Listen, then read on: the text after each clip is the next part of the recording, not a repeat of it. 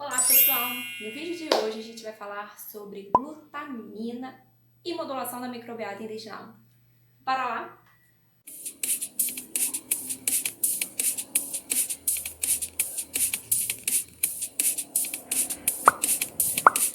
Bom, a glutamina ela é muito utilizada para a regeneração das células intestinais. Então, muitas vezes, indivíduos que têm ali algum prejuízo dessas células acaba tendo essa indicação de uso da glutamina para poder regenerar aquilo ali que foi danificado. E no caso da modulação da microbiota intestinal, a gente pode estar utilizando a glutamina para reestabelecer a barreira intestinal.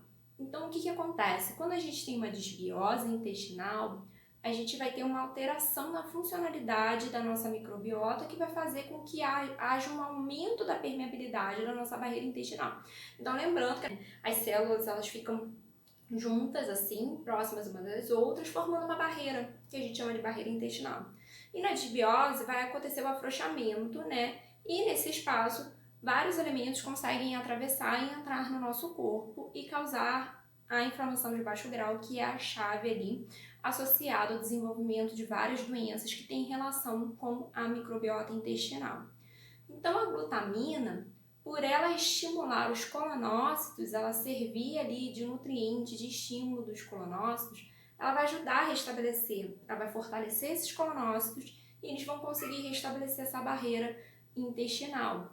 E com isso, então, a gente poderia dar uma equilibrada nos efeitos da desbiose, melhorando a barreira intestinal e impedindo que, então, os lipopolissacarídeos eles transloquem para a nossa corrente sanguínea e gerem toda aquela cascata de inflamação, sinalização da inflamação, que vão ter relação então com o desenvolvimento da obesidade, do diabetes, da doença hepática gordurosa e várias outras doenças associadas à alteração da nossa microbiota intestinal.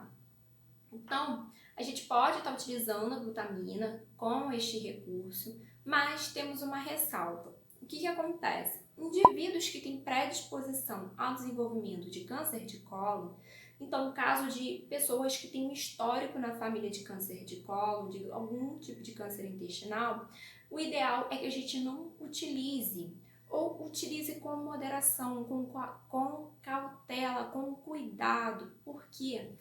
Da mesma forma que a glutamina ela estimula as nossas células, os nossos enterócitos, as nossas células intestinais, ela pode estimular células cancerígenas. E aí, se esse indivíduo tem uma predisposição, isso pode ser um pouco perigoso de utilizar nesses pacientes. Então, por isso que é importante a gente fazer uma boa anamnese, entender quem é o paciente que está na nossa frente, quais os riscos de desenvolver doenças ele tem, para a gente poder fazer a melhor conduta.